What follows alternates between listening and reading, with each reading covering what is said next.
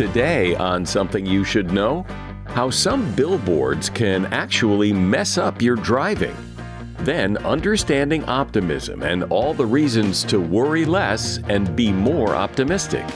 What we found, what research has found, is that 85% of the time, things that you worry about don't actually happen. And when they do, you're better equipped to handle them than you actually gave yourself credit for. And this is a really important point for people to take home. Also, how driving with a cold could be worse than driving drunk. And algorithms. They make recommendations for everything you buy online. But is that a good thing?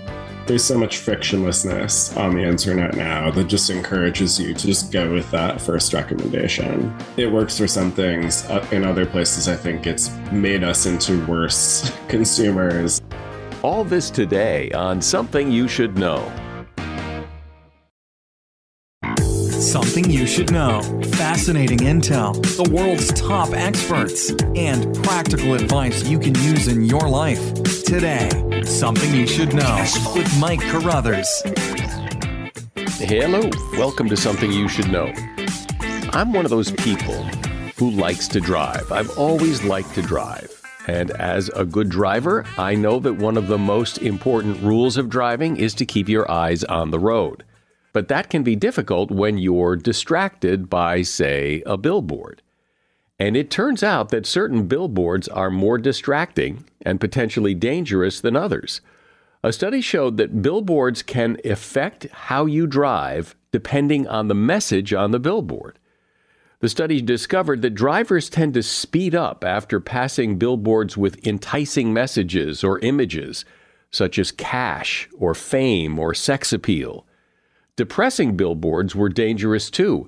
After passing billboards with negative words and images such as abuse, stress, prison, or war, drivers had a tendency to slow down and drift from their lane. All these things can cause accidents.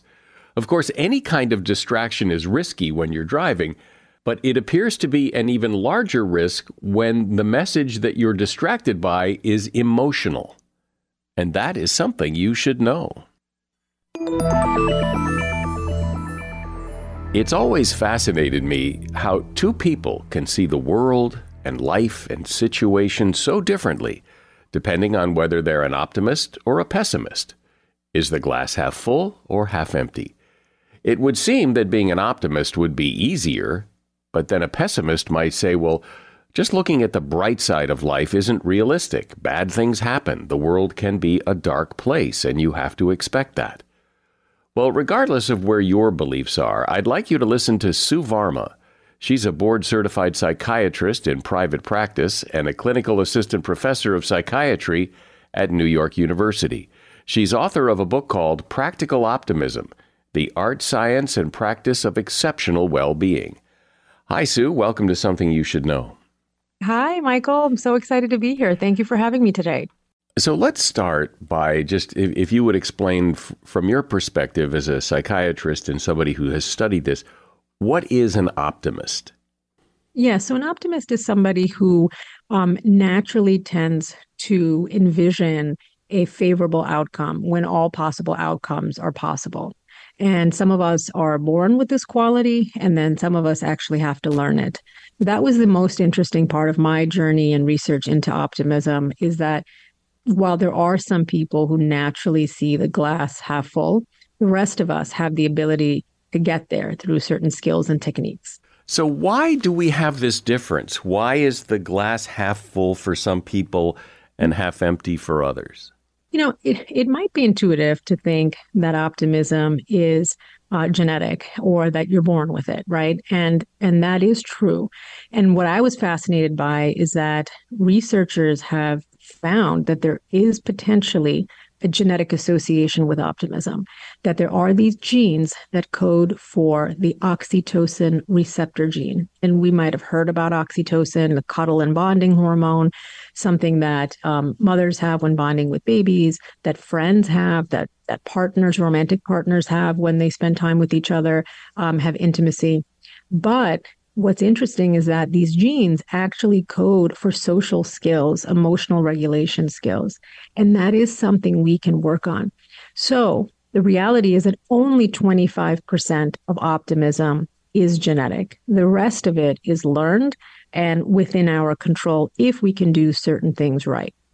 It would also seem real normal and obvious that if you grew up in a household where everybody was pessimist, that you would likely be one too. If your parents saw the glass half empty, if everything was a problem, if nothing went right, and you heard that over and over again, seems like that would get hammered into your brain and you would believe the same thing.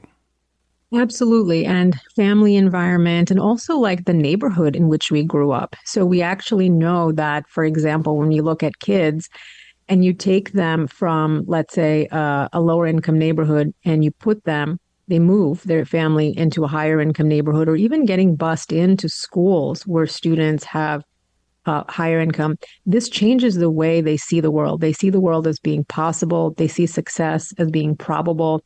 And it really boosts a sense of self-efficacy, which is an important part of optimism. So while family environment plays a role, genetics plays a role, but so does our peer support system. And also just having positive role models around us also makes a big difference for optimism. It does seem, and you hear people talk about this all the time, that the negativity bias of life, that when things go wrong, you notice it more than when things go right. And then that reinforces your belief that the world sucks and everybody's mean and you can't get anywhere. And what about that? For sure. And I think that it's protective on some level to have a negativity bias. Look, our brain's job is to keep us alive. It's our job to keep us happy. And this is an important thing. If you recognize that my brain wants to protect me, it's responsible for my survival, so it's going to look for danger, right? The problem is that when you're consistently looking for danger, your mind shuts off to the possibility of beautiful things happening. So when I talk about optimism, in no way am I saying, it's enough to want, to wish, to hope for good things to happen. Absolutely, you need to make it happen, but also recognize that it's not enough to actively work on boosting your optimism. You actively have to be aware of your own pessimism, including your own negativity bias, which is natural. We will all have some of that, depending on what situation we're dealing with and how important it is to us. Yeah, because I can be pretty optimistic about some things and pretty pessimistic about others. It seems to be pretty situational. But I imagine that let me ask you, do you think people have a pretty good sense of where they are on the scale of optimism and pessimism, or do they tend to think, no, I'm just realistic? Yes. That's a very interesting question. And I think part of it depends on how self-aware and in tune a person is to their own thoughts and feelings and how aware they want to get. Because I think a lot of times some of us don't want to invest too much into our thoughts. We find being with our thoughts, alone with our thoughts, a scary place to be. So self-awareness is going to obviously guide that. But also that there are a lot of very quick inventories online where a person can easily look up where do they fall on the optimism, pessimism. Asking somebody, generally speaking, do you tend to anticipate favorable outcomes when there is something is not clear how things are going to turn out? Or you can even look at pictures or images, for example, in studies, and they will show people a picture of a car accident. And then they will say, let us know what you think. How is this car accident situation going to end? The optimist will say, oh, everything will be fine. They'll get treatment. It's not as bad. Maybe they only got a few scratches. Pessimist might answer, oh my God, things are going to be really bad. They'll never get better. They've got a lot of damage, to the car, to themselves. So I think it's important for people to know, because knowing which camp you fall into is the first step to making lifestyle and mental health changes. One of the things that always interests me, because I can be pretty pessimistic sometimes and maybe see the car accident and think, oh no, especially if I would be in it, that, this, that it's very end of the world kind of thinking. And yet yes.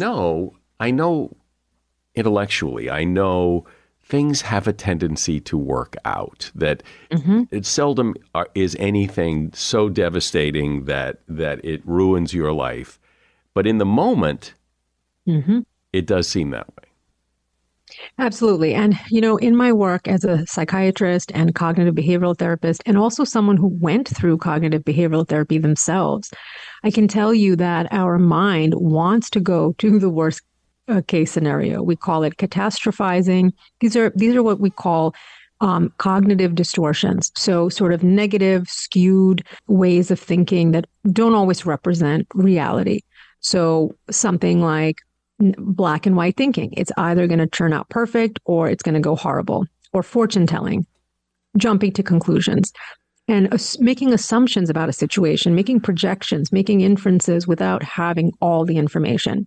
And what we do is, number one, you have to be aware that I have a tendency to ruminate in negative situations. I have a tendency to catastrophize, imagine the worst case.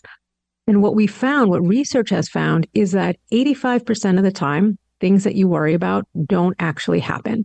And when they do, you're better equipped to handle them than you actually gave yourself credit for. And this is a really important point for people to take home. I get the sense that there are people who are fairly pessimistic, who believe that they just have a realistic view of the world, and they're very happy in it. And that if they were to become optimistic, they kind of wouldn't know what to do with that.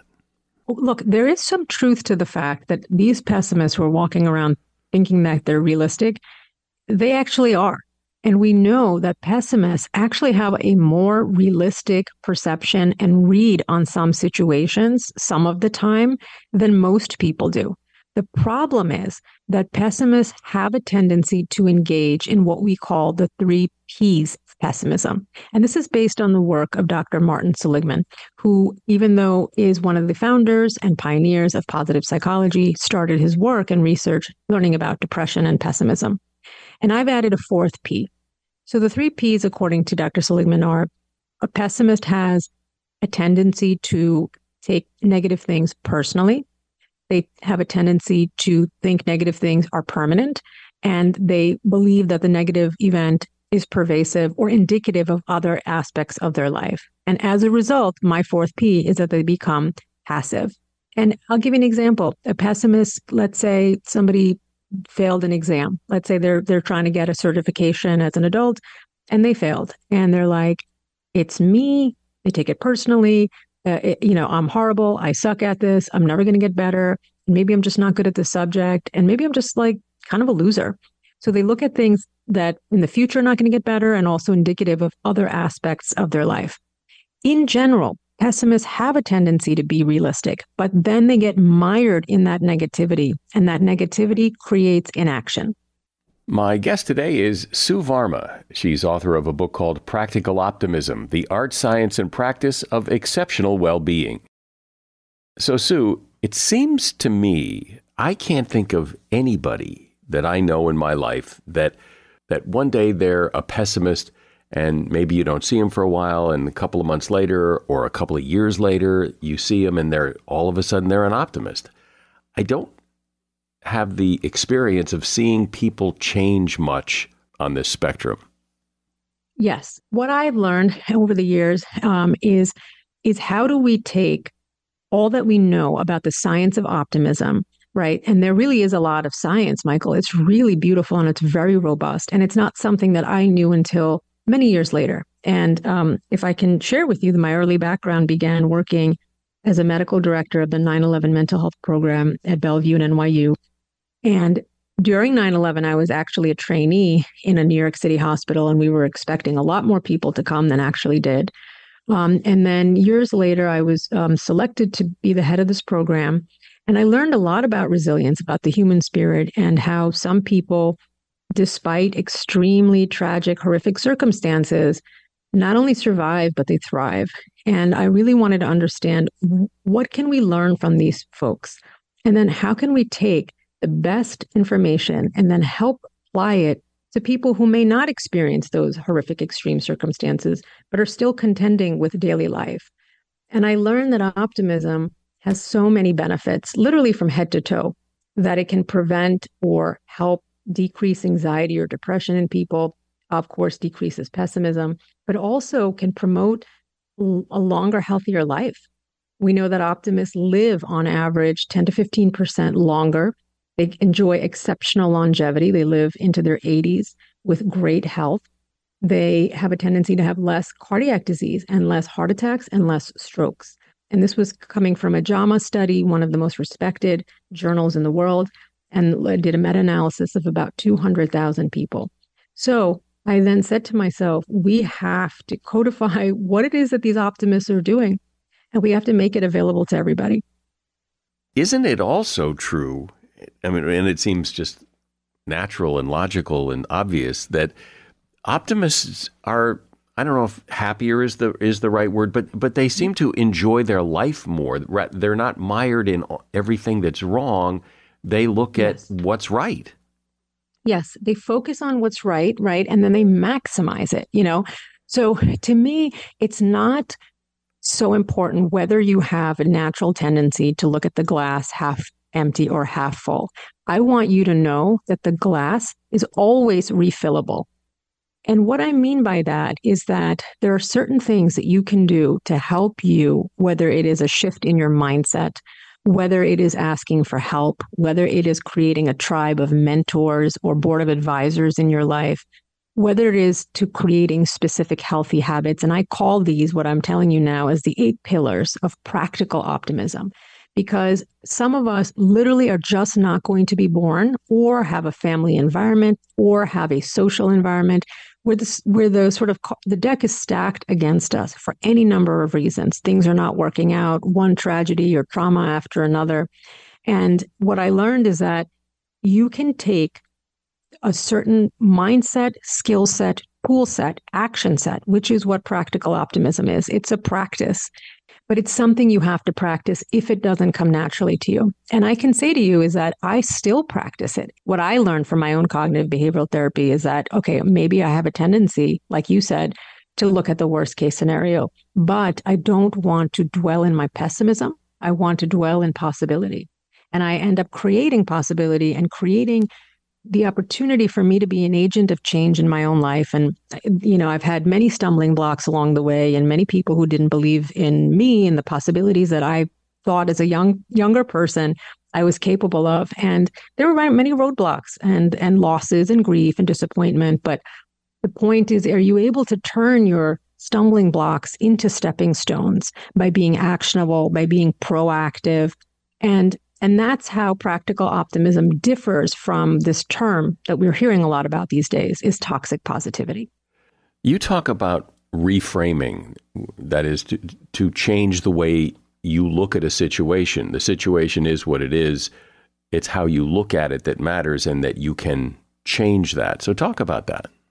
This is something that's very hard, and I've worked with survivors of trauma for many years, and sometimes you can't because you're like, I'm not finding the silver lining in this. There is none.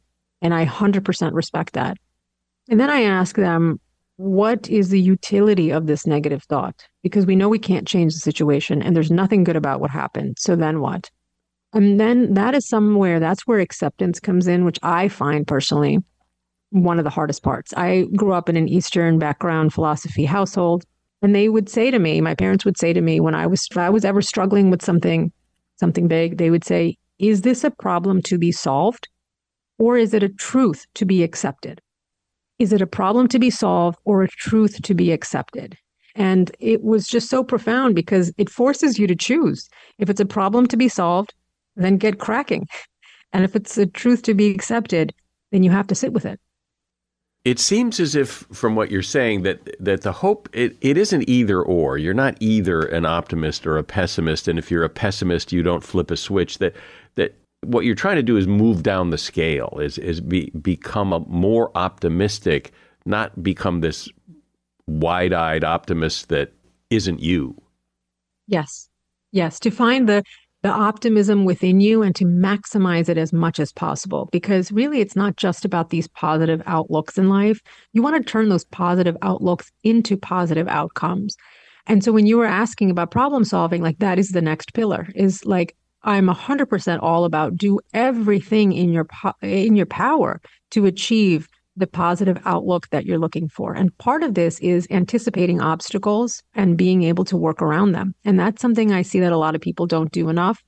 if they are experiencing blind optimism, which is toxic positivity, everything will work out. And I'll give you an example. Let's say a person goes to the doctor and the doctor's like, your cholesterol is elevated, you're borderline diabetic, and the person who's experiencing blind optimism will say, "Oh, everything will work out. It's fine, doctor. You're worrying too much." Or they'll tell their partner, "You're worrying too much. It's fine," and it's not fine, right? This is called the ostrich effect, where you bury your head in the sand and you think everything will work out. So we're definitely not suggesting that you end up like that, but being able to be very clear about these are the steps that I need to achieve, and this is how I'm going to get there, and this is what could potentially come in my way. And this is how I'm going to solve for it.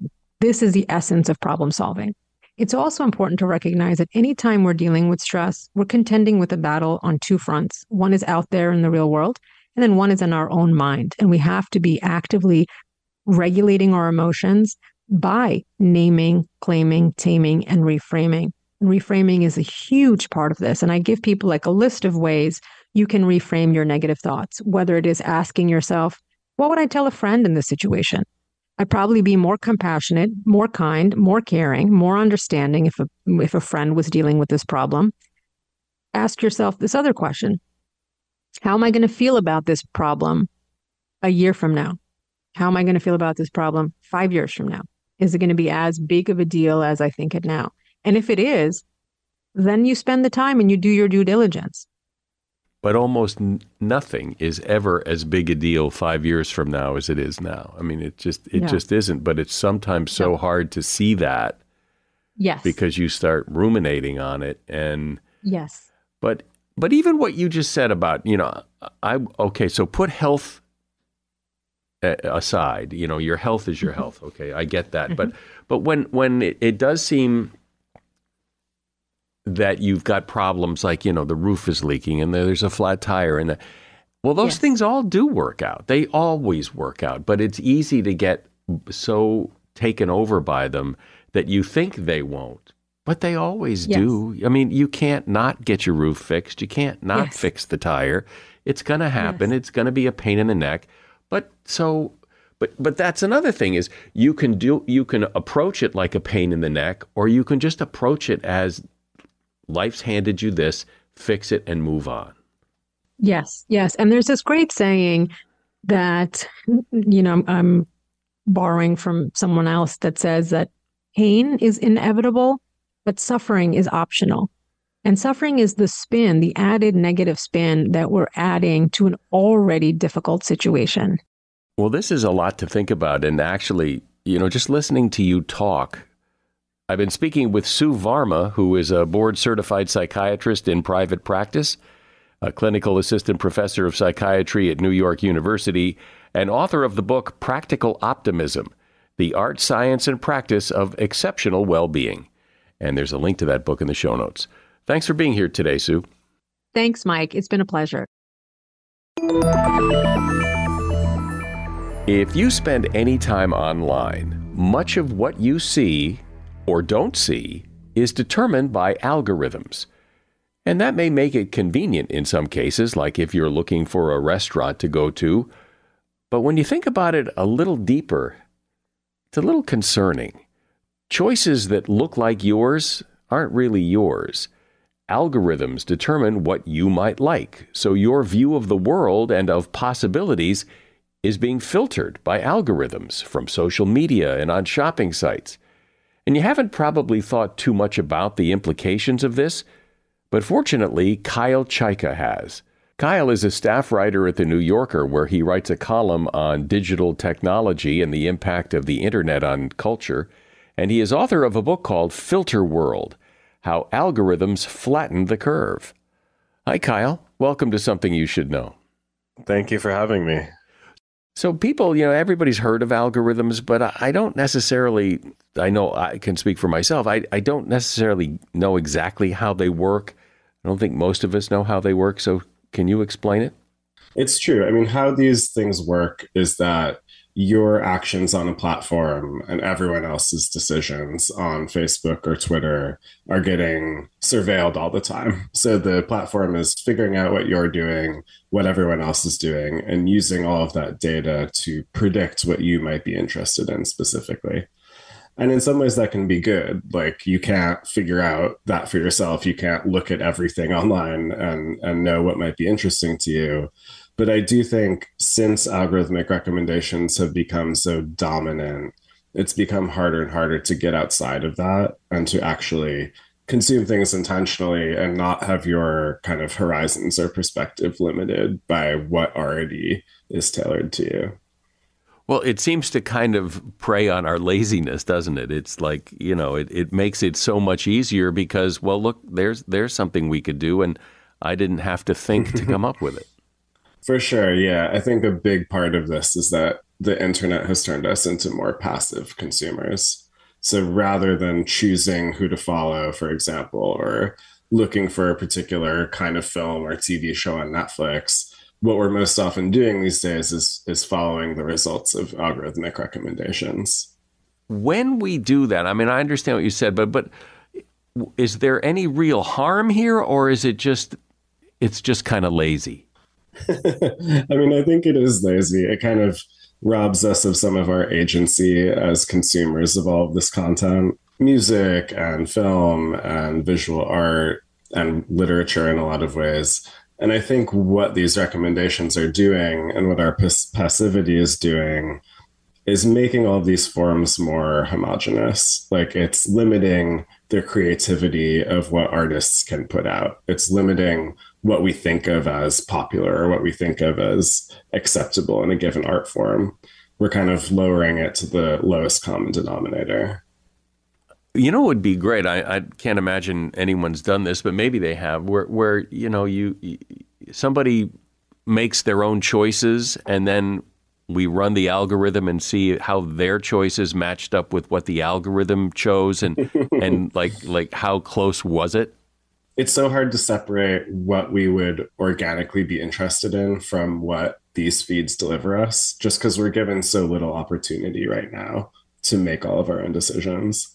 But I'd love to see algorithms that work differently or are more personalized to us, or that we can actually talk back to and adjust rather than just having to go with how they work at a given moment. Is that a thing? It's not so far. Right now, there are regulations in the EU that kind of mandate tech companies to do that.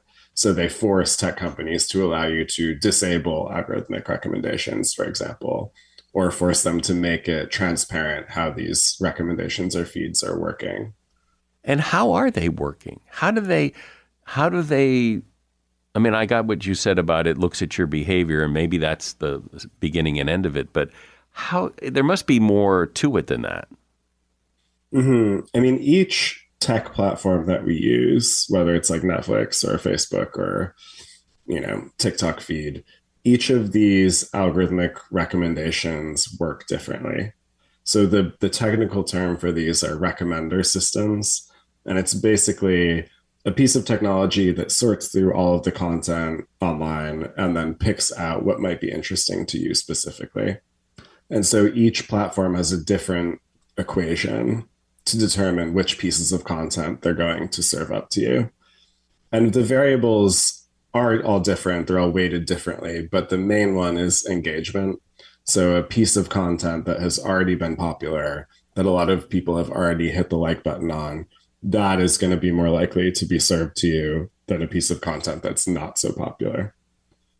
Help me understand. So if I'm watching Netflix and I watch a movie and, when it's over, I get the, you might like, or whatever, movies like this or whatever. Is it because the movies that they're recommending are like the movies I just watched, or Netflix is determining that because you like this movie, you might like these other movies because we know about you? In other words, do other people get the same 5 movies you might like because they watch the movie, or is there something about the algorithm that's personal to me? It's hard to tell just how personal it is. And I think that's one of the problems with all of these systems. So for Netflix specifically, it's changed over time. So when Netflix first had recommendations, it was really tailored to you specifically. And that usually worked by a genre. So say you liked British crime dramas that take place, at night. Like it'll hone in on the very specific type of content that you like and serve you more and more of that. But I think many users, myself included, have noticed that over time, Netflix has prioritized not just what genres you like, but what content it's promoting at a given time. So now more often the Netflix homepage are things like the top 10 most viewed shows or, recently new additions for you. And these are very vague titles, and they often amount to the same 5 shows that everyone else is getting served as well. Yeah, well, it also seems like if you watch a Tom Cruise movie, well, they recommend a lot of other Tom Cruise movies, and it's just because Tom Cruise is in it, not because it seems like it has more to do with the movie than with me. Exactly, and those are different strategies for filtering content. So the Tom Cruise thing, for example, is content-based recommendation. So that's recommending it based on what is in the content that you're looking at. So if you like one Tom Cruise movie, maybe you like others.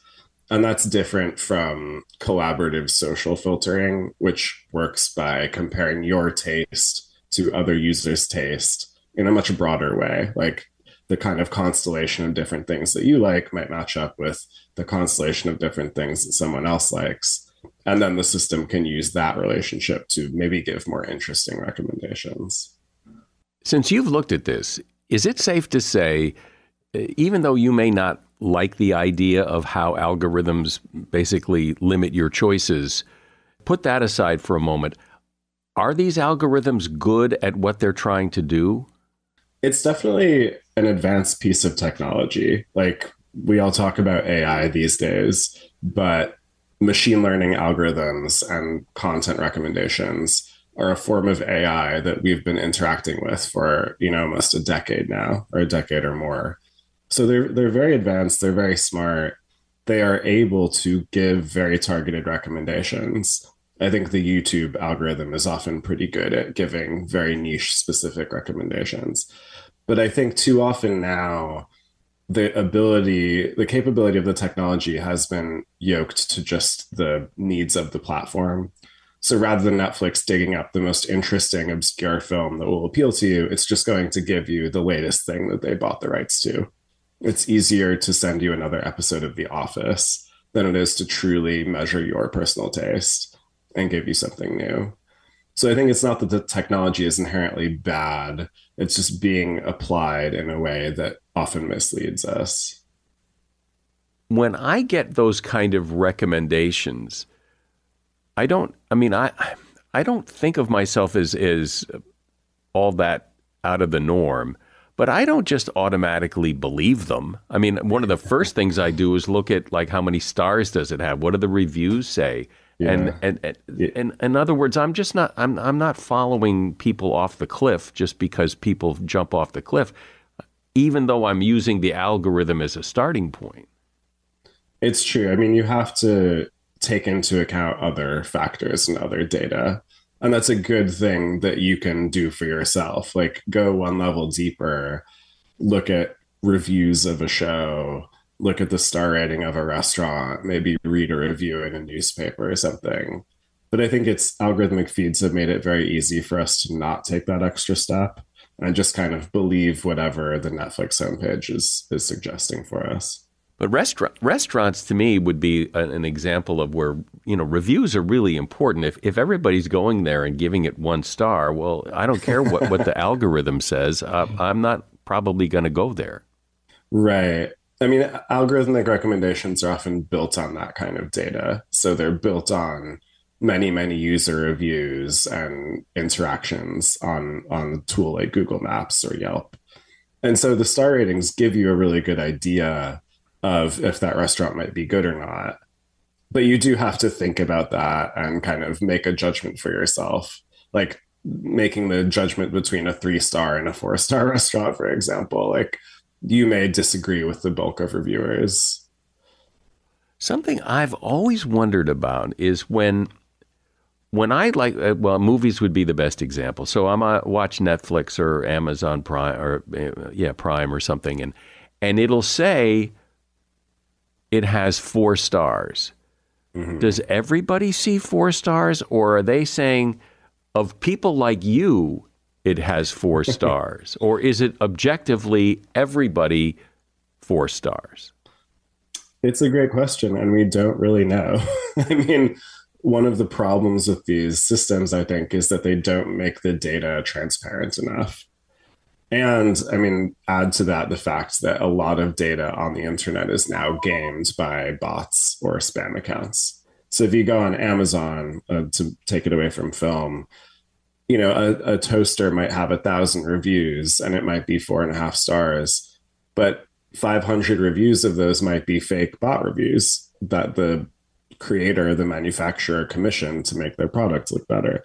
So it's actually hard to trust all of these reviews at this point. Really? So reviews are not a good way to go?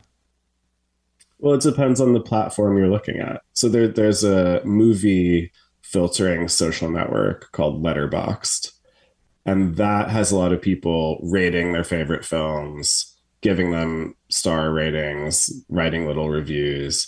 And that social network is really about individual human beings. So that's about people building up their accounts. There's very little incentive to game it. It's not about making money. It's just about people expressing their taste.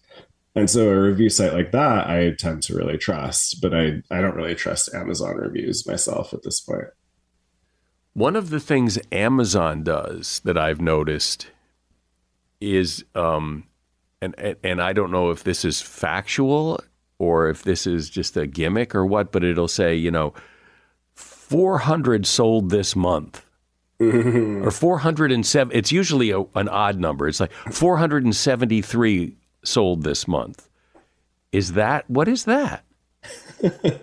I mean, it's such a surreal aspect of commerce online at this point. Like, there's so much real-time data that Amazon can show you or purport to show you how many have been sold recently. And presumably that's to argue that you should buy it too. Like, if 400 other people have bought this thing, it'll probably be okay for you too. But what does it mean? I think it's kind of ultimately a meaningless number. Like, is that a lot or a little? Do those people like that? Do they return it? It actually tells you very little about the thing itself. But it seems like they wouldn't be telling you that if it was a small amount, like, right? I mean, they would like 5 sold this month, right? It never says, right? It never says 2, right? Yes, it's always thousands or hundreds or something. The implication, I think, is, or the inference I take from that is, wow, that's a lot, right? And it's meant to be convincing to you. I mean, I think a lot of these platforms essentially use data to convince you to consume that thing, whether it's accurate or to your taste or not. I mean, it's the same with TikTok videos. You see a video that has 1 million views, you think it's probably going to be funny or relevant or, good for you to watch it too, because so many other people have liked it. But I think those metrics can work well for a commercial product like a toaster or something, or a blender. Like, great, 500 other people have bought this blender. But I think it doesn't work as well for a musician's album, for example, or a film, or, a niche restaurant that you might go to. I don't want to see everything ruled just by popularity. If algorithms can't algorithms be faulty? Can't what they're telling you be baloney? Or can't the company just make stuff up? Maybe 473 people didn't buy it. For sure. I mean, there's this academic term called corrupt personalization, which means personalization that looks like it's tailored for you, but it's actually not. It's just like an illusion of that. And I think we see that, in a piece of data like the Amazon numbers, we're not sure if they're real or fake. I think lately on X, formerly known as Twitter, people have discovered that the view metrics on posts are essentially fake. Like, it's not possible that they're accurate. So there's a lot of these numbers and metrics that are being used to convince you as if they're true reflections of reality when they really are not. Well, does anybody ask? Does anybody say, "Hey, Amazon, is this real, or are you making? Are you absolutely certain this data is accurate? And if so, what do they say?" I don't know about investigative reporters, but I would assume that Amazon would tell you that it's true. And maybe it is true, but I think we don't have the kind of fact-checking culture or like vetted reviews in the way that we used to with Consumer Reports, for example, or the Wirecutter is a website that strenuously tests products on their own, and they use their own data and experiments to convince you that this thing is worthwhile. So I think there's other routes through this that rely more on direct human testing and investigation. Yeah, well, and Consumer Reports still does that, but if I'm going to buy, go to Amazon and buy a screwdriver or, something small, and one has, 5,000 5-star reviews and one doesn't, one has no reviews or 2-star reviews, guess what I'm going to buy? I mean, it's not a big decision, but I might as well go with the crowd. Totally. And in that case, it's really good for a screwdriver. Like I find myself doing this all the time. A podcast microphone, a pair of headphones, a phone charger. Those are all easy, convenient decisions to make that you can just buy the thing with one click and be pretty sure that it'll be fine. But I think now we apply those same metrics to pieces of culture that we experience. Like we listen to the music that the most other people listen to. We watch the videos that have already gone viral. And I think that kind of cuts out some other more unique experiences that we might have. To which I would imagine the argument is, well, you don't have to listen to the algorithm. You can go look for your own unique, quirky, off-the-wall stuff. I mean, no one's forcing you. Right. No one is forcing you. I mean, a big reminder of the book is that you can just log off. Like you can get outside of these platforms and make your own decisions pretty easily. But particularly for, my generation of millennials, we really grew up online and on all of these social networks, and they've often seemed inescapable, even if they aren't. So I wanted to use my writing and use this research to just remind people in part that you don't have to listen to the algorithm. But in some cases, I mean, I use them, I think, mostly like I would use a friend recommendation. It's a tool. It's one piece of the puzzle to make a decision, but I'm not a slave to it. Right. I mean, you're doing your own work. So you're assembling different pieces of information and using all of those to make your decision. Depending on what it is. Yeah. Like the screwdriver, sure, that's fine. But if you're going to a restaurant, an expensive restaurant, say, and you want to make sure this is going to work for you, you're not just going to look at a star rating. You're going to read reviews. You're going to look at their Instagram or, talk to a friend who's been there. So I think I want to encourage people to do that work themselves and kind of assemble the facts yourself rather than just being passive. But like if something like a cruise, you're going to go on a cruise, and if you don't know much about cruises, you're going to have to want to start with some sort of algorithm that gives you, or something that gives you reviews, or, if you like this, you'll like that, or something that would, as a starting point, because I wouldn't know where to begin. I could call a cruise company and say, so tell me about your cruises. That's going to be a long journey to get to what I want.